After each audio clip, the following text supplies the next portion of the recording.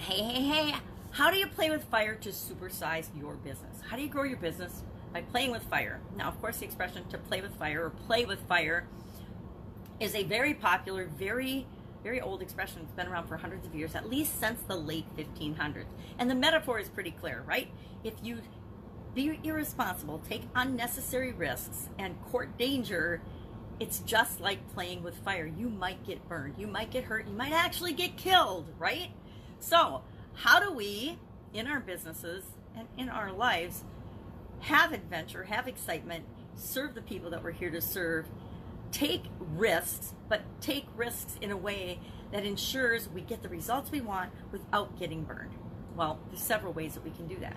One way is to avoid danger, avoid risk, avoid unnecessary risks at all costs. We don't go where danger is. We don't go and put ourselves in dangerous situations. We don't take unnecessary, uncalculated risks. We don't do risky activities. We don't make choices and decisions that aren't at least looked into or researched a little bit. We don't hang around dangerous people. We don't get involved with people that we don't know or that we don't trust or that we at least haven't done a teeny bit of research into, right? This is true of any relationship, our personal relationships as well, and nowadays especially, as well as our business relationships, our employees, our team members, our partners that we bring in, people that we do joint ventures with, our vendors, our suppliers, the people that we serve. Sometimes you need to look into the customers that you're dealing with, because we always want to serve people that we love to serve.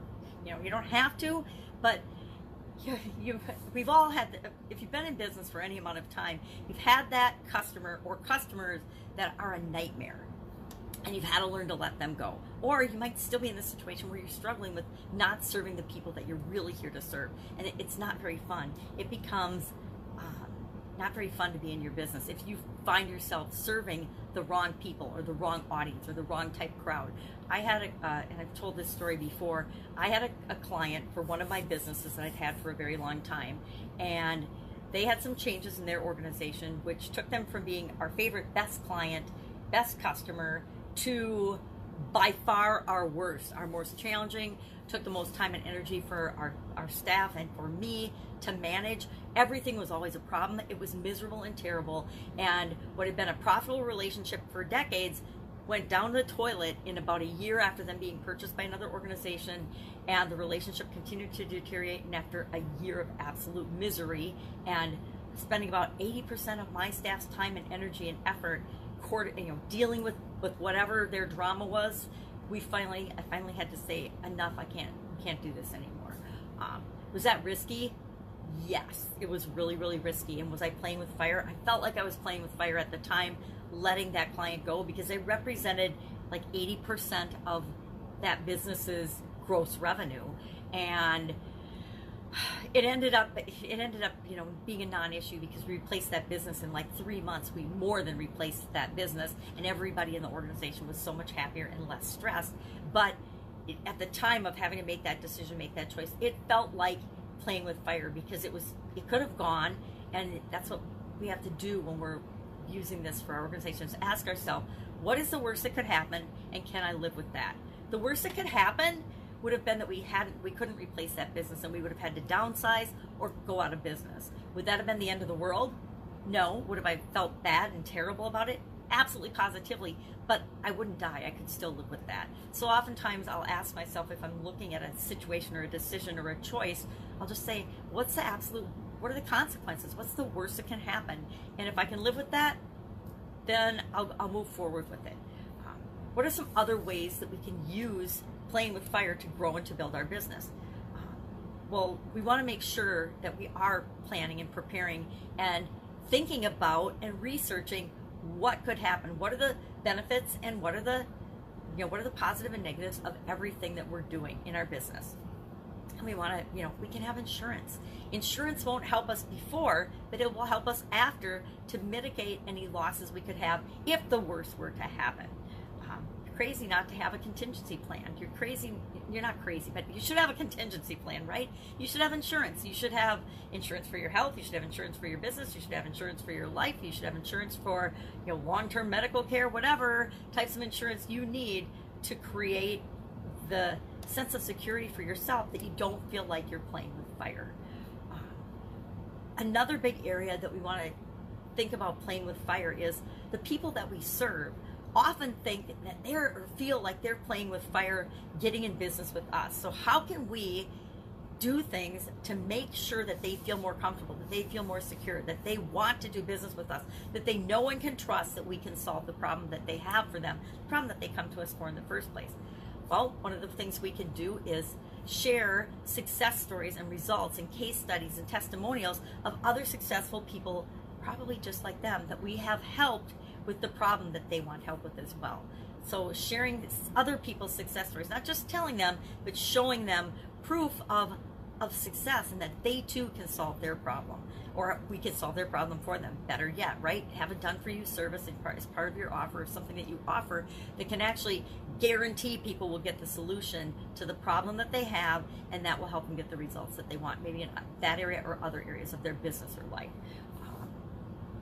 So we can guarantee our products and services. We can have done for you products and services. And I'm sure there's other things that I'm not thinking about, but those are the ones right off the top of my head.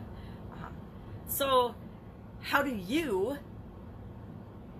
make sure that you're not playing with fire when you're starting a business? A lot of people believe that if you start a business, you're playing with fire. Because look at the success rates of businesses. 95% of all businesses that are started fail. Guess what? Those statistics are true of absolutely everything in life. I bet 95% of relationships that are started fail, right? If the divorce rate's up to 60%, what do you think the trial and error of relationships overall is? Of course it is. That number applies, that statistic applies to everything. It's like the 80-20 rule or the Pareto principle. It applies, and you can find a way to make it apply to anything. That's the secret about statistics, by the way. You can make statistics say and do and look and present anything you want. Learn that in high school debate. There's always a way to make things appear a different way. I think it's called manipulation. We don't want to do that, because that is playing with fire. So how do we personally make sure that we are not playing with fire in different situations? Unless, of course, we're looking for that thrill. We, again, can have insurance. We can do our research and homework. Nowadays, with the internet, there's no excuse to not at least run a couple of searches to find out what we're getting into, whether it's going with a new vendor, whether it's dealing with a new business partner, whether it is getting involved in a personal relationship. We can all Google, right? If we're listening to me, we probably know how to get to Google, or to do whatever other search engine that we're doing, or to go on our phone and ask Siri or Google, or even Alexa in our homes, or Google Home, or whatever we've got now. Technology is changing so quickly that playing with fire becomes less and less necessary in our lives. And if you are a thrill seeker, I'll hook you up with my son, and you can talk to him, because he could better understand the desire to play with fire than I can. That's it. Go out, have an absolutely amazing day. I would love to hear your stories of playing with fire, and when and if you have or have not gotten burned. I guarantee I've gotten burned a lot, but every time I get burned, I learn to be a little smarter and not take unnecessary risks. Have a great day, and I'll, of course, be with you tomorrow with another interesting idiom. What does it mean? Where does it come from? And even if it's not impacting you, it's probably impacting folks around you, especially if it's been around for hundreds of years. All right, catch you tomorrow. Have an absolutely awesome day. Bye. Don't get burned.